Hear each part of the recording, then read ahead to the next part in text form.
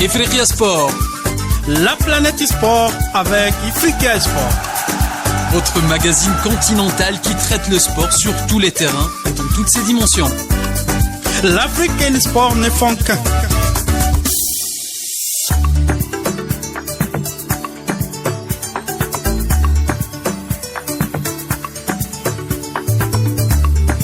Salutations l'Afrique, Salama Nagadef, Ngaraman, Ayon Boto, à tous les auditeurs de Ifriqiya FM, la voix de l'Afrique, faite par des Africains pour les Africains.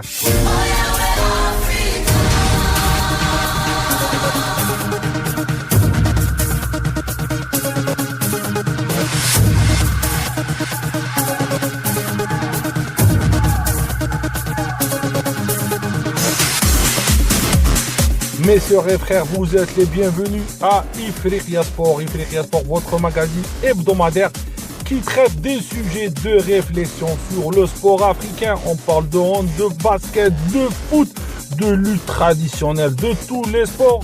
Mais aujourd'hui, ça sera une émission, une fois pas coutume, on va parler de l'actualité sportive africaine. Comme vous le savez, les sélections africaines se préparent pour cette journée internationale du mois de novembre, de matchs au programme pour quasiment toutes les sélections. Et certains sélectionneurs ont divulgué leur liste et certains n'ont pas divulgué. On va débattre, parler avec nos experts des équipes nationales africaines. On connaît le Congo, le Sénégal, l'Algérie, la Tunisie. Certaines équipes aussi ont annoncé leurs joueurs. Par contre, d'autres n'ont pas encore annoncé. Ça sera fait au cours de la fin de semaine ou au début de la semaine prochaine pour cette trêve internationale.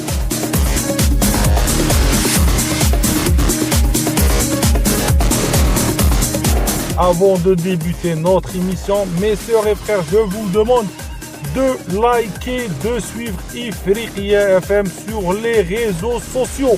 On est présent sur Facebook. Écoutez et réécoutez nos émissions. On est là sur Instagram et aussi on est là sur X. Et si vous voulez bien sûr être en live, écouter et réécouter les émissions à plein temps, vous avez YouTube. Sinon, téléchargez notre application disponible sur Play Store. Vous pouvez écouter et réécouter via notre application téléchargeable. Mettez-la sur votre smartphone. Ifriqiya FM, elle est là pour vous.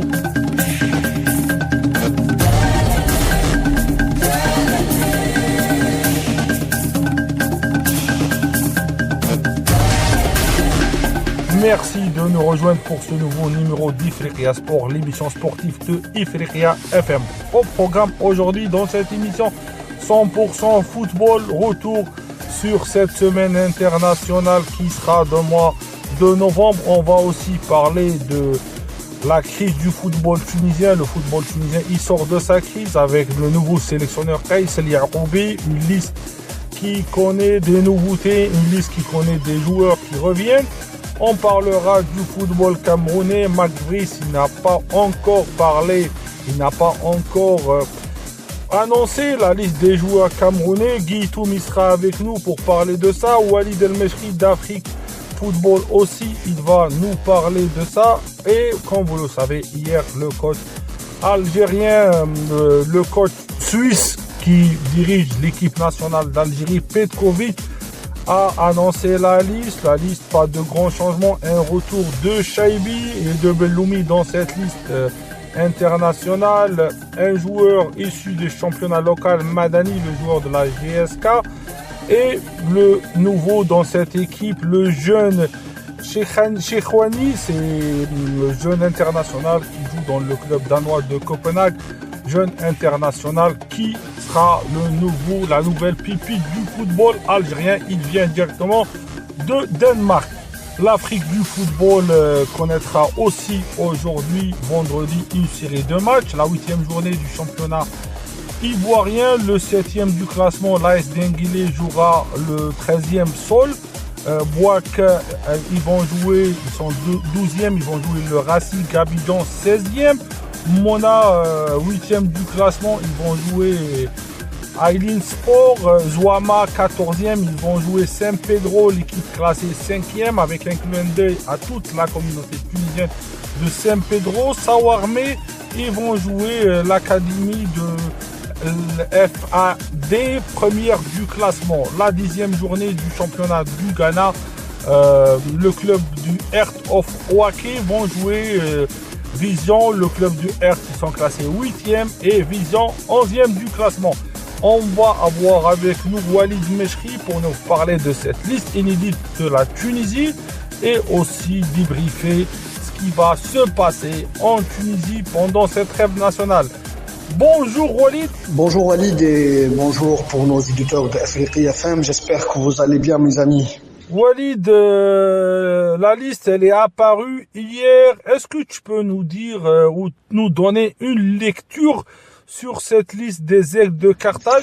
Bon Walid, pour la liste de l'équipe nationale tunisienne qui a été publiée jeudi par le nouveau sélectionneur de l'équipe nationale, Qaïs Yacoubi, tout en connaissant que Qaïs était l'adjoint de Fawzi Benzarti.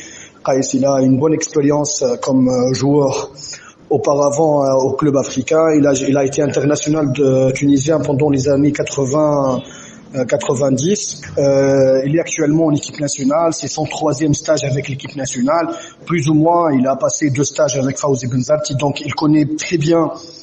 Il connaît très bien le groupe. Il a une idée sur la majorité de joueurs qui ont passé pendant les 2 stages de Fawzi Benzarti.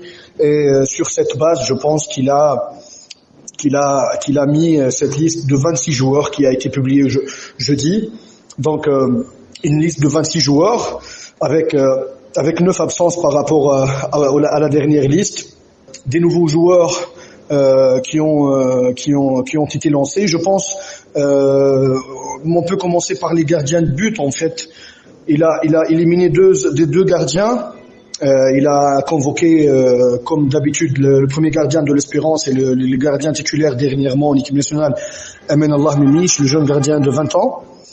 Et il a convoqué l'ancien gardien international qui a été le premier gardien pendant la Coupe du Monde 2022 au Qatar, Ayman Dahman, de club sfaxien.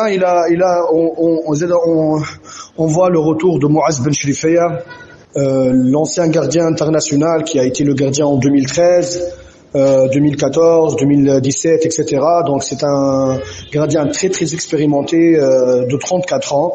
Il joue avec Beja, le leader du championnat tunisien. Donc il a fait un début de saison exceptionnel avec plusieurs matchs en clean sheet.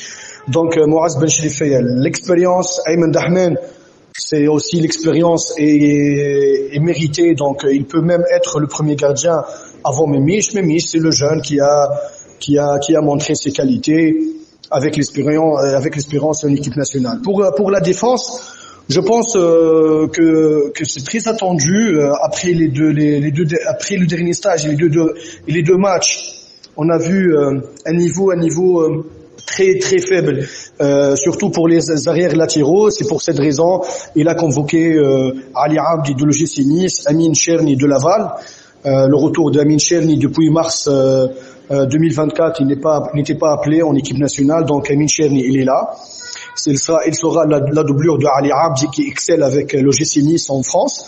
Pour le poste d'arrière droit, on voit le retour d'Ouajdi Keshrida qui joue au Qatar. Hamza Masloussi, l'un des meilleurs joueurs au Zamalek en Égypte. Et pour l'axe défenseur, pour les défenses centrales, c'est toujours les mêmes noms: Montassar Talbi, Yassine Milieh, Nader Gandhi en Russie, Dylan Brown et Al Ghram au Shakhtar Donetsk. Donc globalement, c'est logique. Au milieu de terrain, je pense que Qaïs Yacoubi a convoqué les meilleurs joueurs. Les meilleurs joueurs, moi, je suis à 100% satisfait de la liste pour les milieux de terrain, avec des talents confirmés comme Ilyes Skhili de Eintracht Francfort, qui excelle lors de ces derniers matchs. Aïssa Aidouni, l'expérience. Hannibal Mejbri, Burnley. Mohamed Haj Mahmoud, qui excelle aussi en Suisse. Avec le Gano, il est constant, il a joué 19 matchs depuis le début de saison, toutes compétitions confondues. C'est la première convocation de Idriss Mizouni qui joue en Championship à Oxford. C'est un très très très bon joueur, formé à Ipswich Town. Et il est un joueur très très intéressant. Je pense qu'il va arracher une place de titulaire en équipe nationale prochainement. Il va être la maîtresse de l'équipe, tout en sachant le retour, la convocation aussi de Hamza Rafia de Lecce, Mohamed Ali Bouromvad de Ferencvaros. Je pense les 6 joueurs convoqués au milieu de terrain sont les meilleurs et ça donne la stabilité pour l'équipe. Pour le département d'attaque, en fait, le travail que j'ai apprécié pour Kais Yacoubi, franchement, il a cherché le 109, malgré la blessure et l'absence de certains joueurs comme Elias Saad de Sampaoli qui est blessé, Elias Achour est blessé, Ali Youssef qui joue en Suède, meilleur buteur, est blessé aussi. Mais par contre, la première convocation de Nabil Makni, l'un des joueurs tunisiens qui brille actuellement en Bulgarie avec 5 buts et 3 passes décisives sur 12 matchs. En plus, on a vu la première convocation de 2 joueurs locaux, Homri et Mastouri, qui sont des joueurs qui sont en train de faire des très bons matchs actuellement. Avec le retour aussi de Omar Layouni qui joue en Suède. Omar Layouni, c'est un très très bon joueur, mais il doit confirmer ça en équipe nationale. C'est un très bon joueur en club, mais en équipe nationale, il n'a pas encore fait son déclic.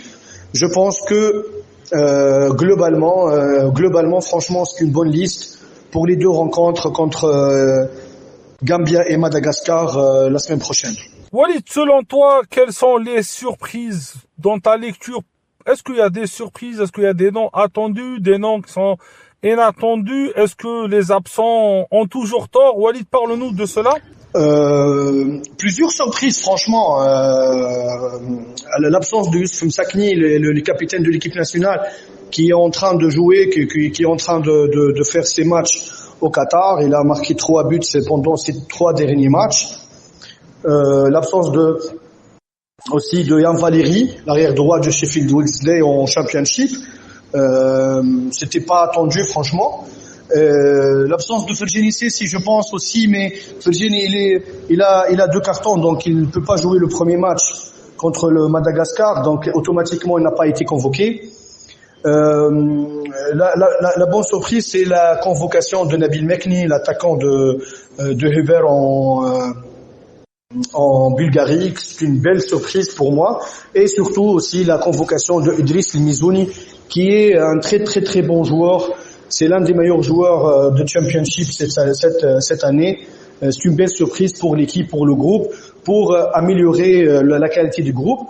Et franchement aussi la convocation de 2 attaquants locaux, Mastouri et Homri, qui ne sont pas des jeunes attaquants. On parle des joueurs à 28 ans, 29 ans. À 28 ans, sa première convocation en équipe nationale, ça montre que le coach, il est en train de chercher du sang neuf, il est en train de chercher des joueurs qui veulent montrer, des joueurs qui sont fins pour jouer. Donc une belle stratégie. Je pense que il n'y a pas des grandes surprises, plutôt des belles surprises, surtout pour Nabil Makni et Idriss Mizouni. Et les matchs, tu les vois comment, les matchs, Walid? Tu les vois comment, les prochains matchs des Aigles de Carthage?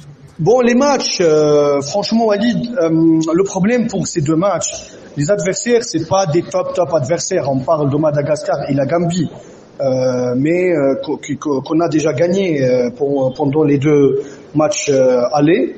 Mais je pense que le problème, c'est la gestion de voyage, c'est la gestion de fatigue. Comme tu le sais, en fait, on joue contre Madagascar en Afrique du Sud, donc ça sera un match difficile en termes de fatigue de voyage. L'Afrique du Sud, c'est un voyage très très très lent, très dur pour les joueurs. Juste après, en 3 jours plutôt, on joue la Gambie en Tunisie, donc le staff de l'équipe nationale n'aura pas beaucoup de temps pour faire des séances d'entraînement, pour améliorer le groupe, pour faire pour faire appliquer ces idées, il y aura normalement maximum 4 séances d'entraînement pendant ce stage-là. Donc c'est ça le problème, mais normalement c'est la Tunisie avec Qaïs Yaacoubi, je pense qu'elle peut gagner les 6 points pendant ce stage-là. J'aimerais bien savoir, moi et mes auditeurs, la Tunisie, elle a été vraiment très très mal dernièrement. Comment tu expliques les mauvais résultats des Aigles de Carthage? Pourquoi la Tunisie a des mauvais résultats? Bon, on a parlé, Walid, dernièrement. C'est automatiquement lorsqu'on fait un mauvais choix de coach, de sélectionneur, c'est automatiquement on a ce résultat. Choisir ne pas mettre la bonne personne pour ne pas dire autre chose, ça reflète l'image, le groupe, etc. Donc Fawzi Benzarti, c'était pas l'homme de situation en équipe nationale dernièrement. Il a mal géré le groupe, il a mal choisi la liste, et surtout pour une équipe nationale, je pense que le clé de la réussite, c'est le bon choix le premier clé de la réussite, c'est le bon choix de la liste. Après, la gestion des matchs, la gestion de groupe, c'est en second lieu. Mais lorsque déjà tu fais un mauvais choix de la liste, c'est un mauvais point de démarrage. Fawzi Benzarti, il a raté les 2 listes pendant les 2 stages qu'il a gérés. Il a fait confiance à des joueurs qui sont finis, je pense, en équipe nationale, comme Ferjani Sessi, comme Youssouf Sakni. Il a convoqué des joueurs qui n'ont pas le niveau de l'équipe nationale, comme Ben Hamid à l'arrière gauche de l'Espérance, Bouchnib à l'arrière droit de l'Espérance aussi, qui n'ont pas le niveau. Saïf El Jaziri avec le joueur de Zamel, il n'a rien montré en équipe nationale depuis 3 ans. Donc, je pense c'est des choix qui ont reflété l'image très très mauvaise de l'équipe nationale pendant ces 2 stages. Et Qaïs Yaacoubi a été un peu intelligent, il a donc éliminé, il n'a pas convoqué les joueurs qui sont déjà presque finis pour l'équipe nationale. Youssouf Sekni à 34 ans, 35 ans, je pense qu'il n'a pas un plus à donner. Ferjani Sessi au milieu de terrain avec la présence de plusieurs joueurs comme Hannibal, Hamza Rafia, Mohamed Ali Bourumvan, Idriss Mizouni, etc. Il n'a pas sa place. Saïf El Jaziri, il a eu beaucoup de chance en équipe nationale, mais il n'a pas saisi ses chances. Donc on doit voir d'autres joueurs. C'est dans cette philosophie, dans cette stratégie que Qaïs Yaacoubi a travaillé et j'espère qu'elle va donner son résultat, Inch'Allah.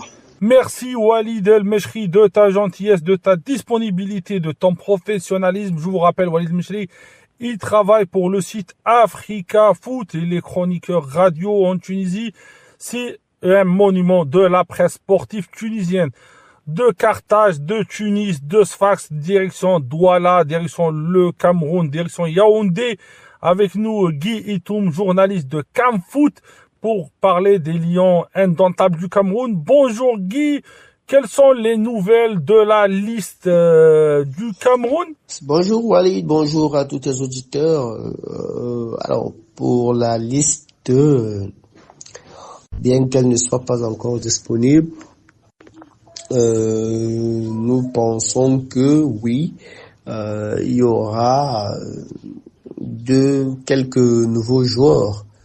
Le simple fait que le Cameroun soit déjà qualifié et le fait qu'il y ait beaucoup de jeunes à qui il faut désormais donner sa chance, nous rassure, nous conforte dans l'idée selon laquelle oui, il y a beaucoup de joueurs qu'on doit appeler. Alors, l'absence de liste actuellement est toujours une prolongation, je dirais ça comme ça, une prolongation du conflit entre la fédération et l'entraîneur Marc Brice. Les informations qui sont les miennes, c'est que Marc Brice a déposé sa liste des présélectionnés depuis le 29 octobre auprès de la fédération. Donc, depuis le 29 octobre, la fédération est détentrice de la liste. Elle ne l'a pas publiée jusqu'ici. On ne sait pas vraiment pourquoi. Donc, voilà. Et là, nous sommes à quelques jours seulement du match. La pré-liste n'a pas été annoncée. On ne sait pas si on va annoncer directement la liste. Et voilà, ça crée un peu une situation de flou, une situation de mésentente, d'incompréhension, je dirais.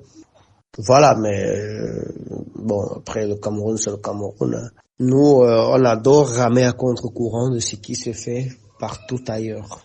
Guy, on aimerait bien savoir, est-ce que selon toi, il y aura des surprises dans cette liste ou pas, à ton avis? Alors, difficile de parler de surprise ici lorsque nous n'avons pas encore la liste, mais je crois que la plus grosse surprise sera la convocation de Dani Namasso, l'attaquant du FC Porto, qui a longtemps joué pour la sélection jeune anglaise et qui finalement il a longtemps joué avec les sélections jeunes anglaises et finalement il aurait opté pour le Cameroun après avoir été longtemps courtisé par Marc Brice. Donc voilà, je crois que ce sera la plus grosse surprise s'il est convoqué effectivement. Ce sera la plus grosse surprise de cet effectif, en plus des autres jeunes qui, on le savait déjà, allaient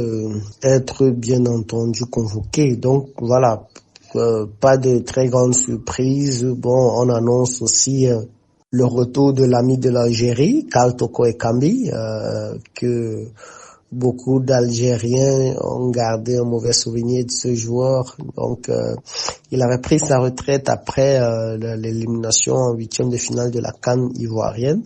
Alors, il aurait accepté de ressortir de sa retraite pour jouer avec le Cameroun. Donc voilà, ce sera certainement les grandes surprises majeures. Sinon, pour le reste, connaissant Marc Brice, ce sera du classique. Et les matchs, est-ce que tu vois que les matchs ils sont abordables pour cette sélection camerounaise des Lions indomptables?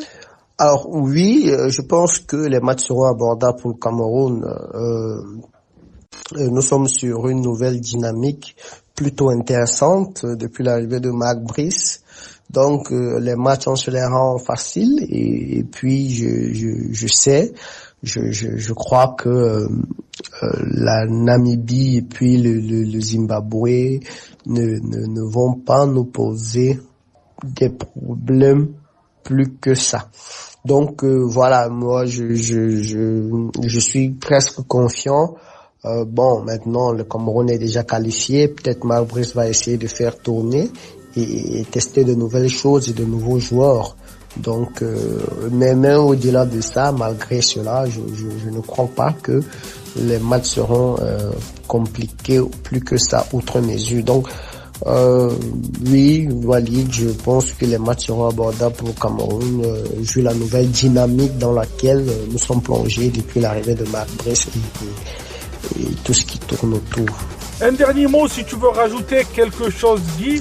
Alors, un dernier mot, comme d'habitude, je suis heureux de prendre part à cette émission. Je suis heureux que le football africain se porte si bien. Continue sur cette lancée, Walid, surtout ne t'arrête pas. Tu fais beaucoup de bonnes choses pour le football et je crois que l'Afrique te sera très bientôt grandement reconnaissant. Merci. Merci Guy Itoum de ta gentillesse, de ta disponibilité pour Ifriqiya FM. Pour vous rappeler, Guy Itoum, il est journaliste à Camfoot. Allez le suivre sur les réseaux sociaux. Il y a toujours des belles réflexions, des exclusivités sur le sport et le football camerounais via notre ami Guy Itoum. Et salutations à tous les auditeurs de Ifriqiya FM au Cameroun. On arrive à la fin de l'émission de Ifriqiya FM, Ifriqiya Sport. À la semaine prochaine pour un autre numéro de Ifriqiya Sport. Et avant cela, vous aurez début de semaine une émission 26 minutes sport. On va reparler, aussi débriefer les autres sélections, mettre d'autres sélections en valeur. Et je vous dis à la semaine prochaine. Et restez bien à l'écoute de Ifriqiya FM.